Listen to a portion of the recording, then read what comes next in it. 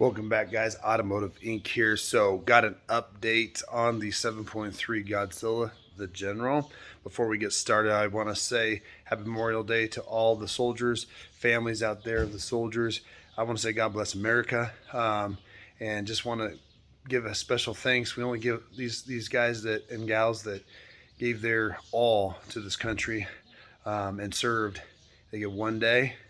And I just think it's crazy to think that, but I want to say thank you to all the soldiers, past, present, and future, that dedicated their service to the United States. Thank you for that. Without you guys doing that, my family doesn't sleep here in a free country, and God bless you guys for doing that. Back to the channel and the update here. So, as you guys know, if you watched the end of the Battle of the Rockies, I told you there's some big news. If you didn't make it that far, you fell asleep or got bored. The big news is after running the Ford up the hill that day, I moved the Chevy out, was going to take a picture so I could get the first of the series rolling the next day after we shot the Chevy stuff. And went to move the Ford, and it has an engine noise. So that engine noise was so loud that neighbors, like 2 houses down, were like, "Dude, what's wrong with your truck, man?" And I said, "Well, I don't know. I have a feeling, but I don't know for sure."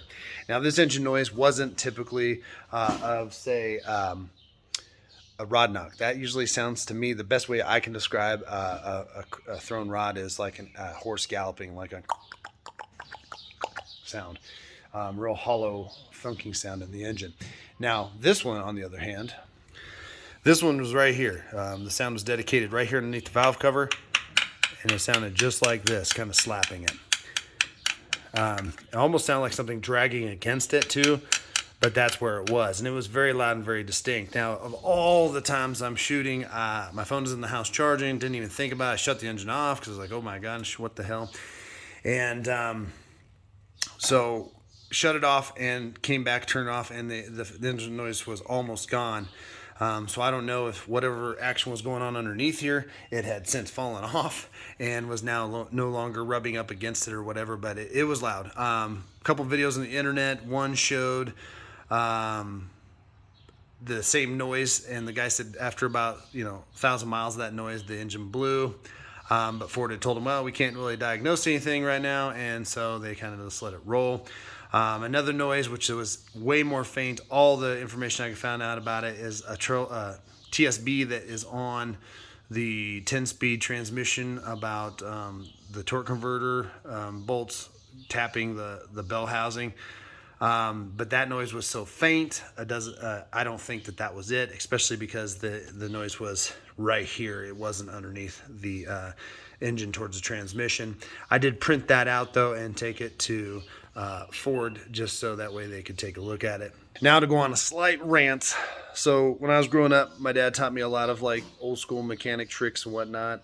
And I think there's a lot of good mechanics out there, don't get me wrong. But back in the day, I could take this in and tell an old school mechanic what's going on, and they knew right away. They're like, okay, I think I know what that sound is. I know where to check first. I know what to look for. And they do more investigating if their knowledge already didn't know it. Well, now it seems like if the code reader doesn't show anything and they don't hear it because they've never heard it before, there's no problem.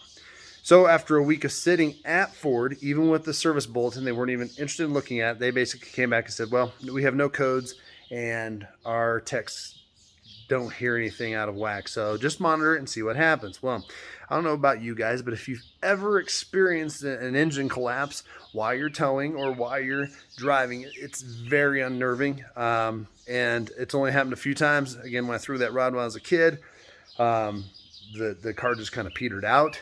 But when you lose an engine and you're towing something, or an engine just dies and you're towing something, like it did last year on the Ike with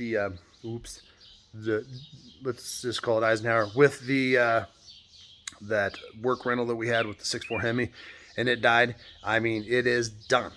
I mean, it shuts her down. And very unnerving. Now, that was only a 7,000-pound trailer. I'm towing 12 plus with these, so very unnerving. So after about a week sitting there and them telling me, oh, don't worry about it, just see what happens, came back and decided to at least drop the oil, see what I could see. The engine itself, Doesn't feel like the power's there that it was, no matter what drive mode I'm using. And the day that the noise was happening, I did check the oil. There was a little bit of metal looking sparkles in the engine oil. And so they didn't even, I even offered to pay for an oil change if they wanted to take a look at the oil. They weren't interested in that. So again, my rant would be is the old school guys just knew. They're like, okay, that sound, I know what that sound is. They pop the valve cover off and just see what's going on underneath there. Now they don't even want to mess with it. So that didn't happen. They didn't address anything. So at the end of the day, that was kind of a bummer. Now, again, like I said before, you can go to the internet and type in, I got a cold, I got a headache. And by the time you leave those websites, you got, lung cancer and you gangrene. I don't know. So the same way as with trucks and cars is everybody's like, oh, it's got to be this, and this, and this. Well, I knew it wasn't probably a lot of those things, but to be able to take the TS bulletin with me, the trouble service bulletin, whatever you want to call it, took that in. They didn't even care. They didn't even look at it. So dropped the oil today. Here's what we found. So got some pretty crude, rudimentary things, but I got a clean shop glove on here.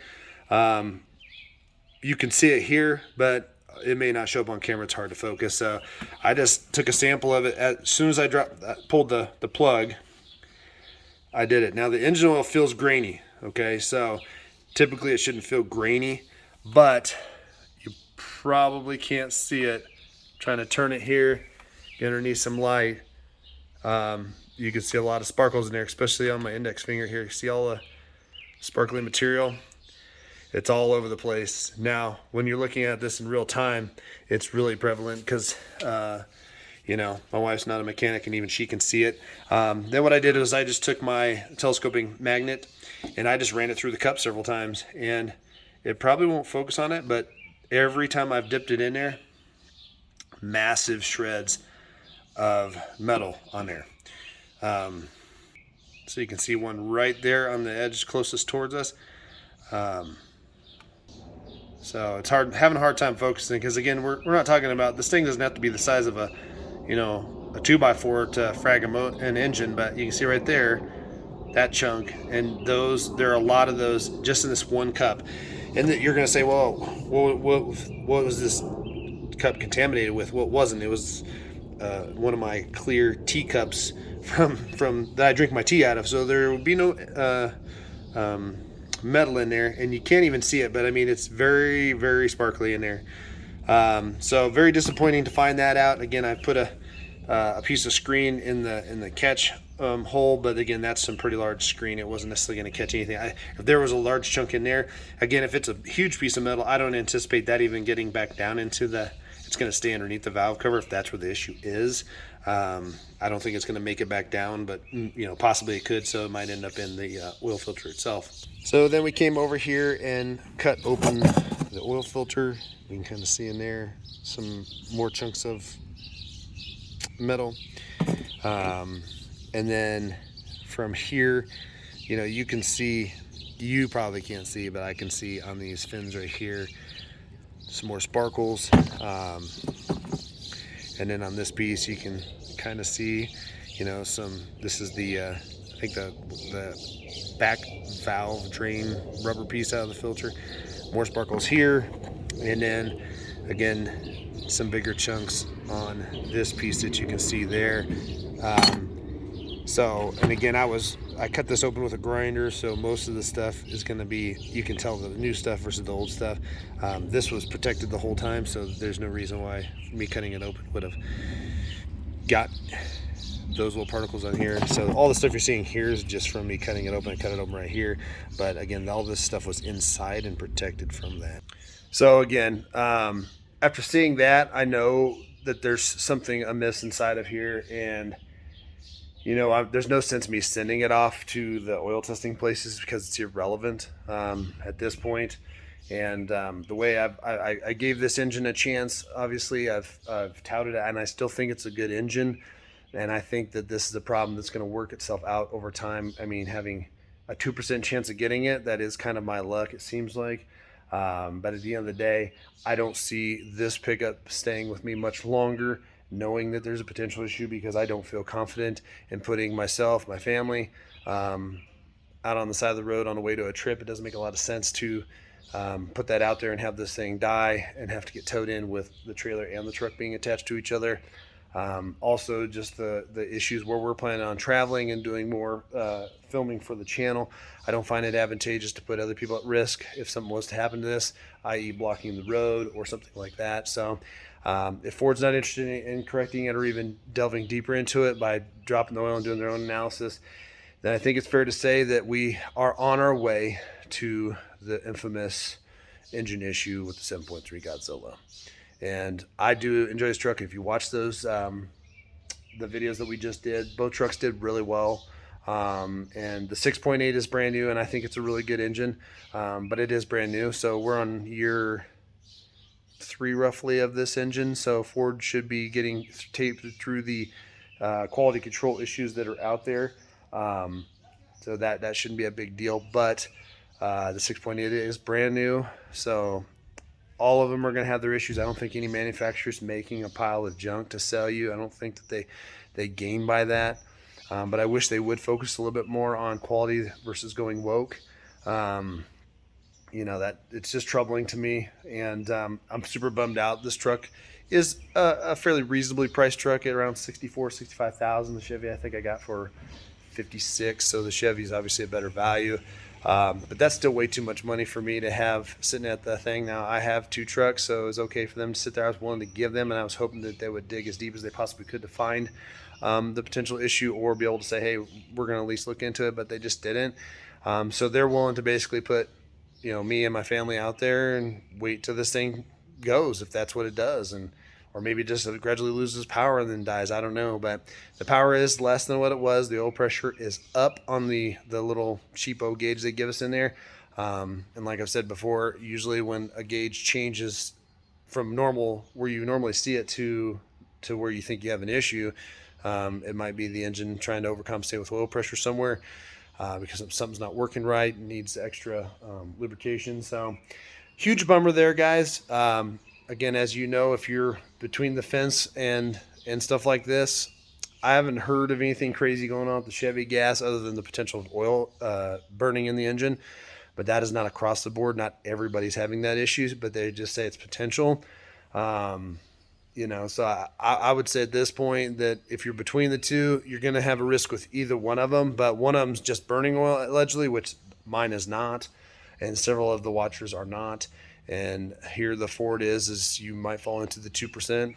I don't even like the 23 interior look with the gauges and stuff. So super bummed out about that. I don't anticipate us loading up another 7.3 Godzilla for the channel right now.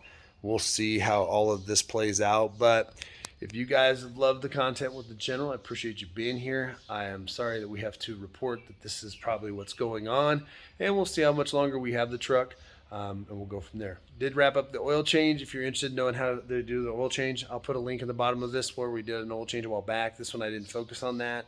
The process of that, I just focused on getting the evidence I needed to see that there's a potential issue pending or coming, and I knew there was based on that sound. But I appreciate you guys being here. Hit that button down there in the corner for me and join the channel. And again, God bless all of our soldiers, past, present, and future. Thank you for everything you've done. God bless.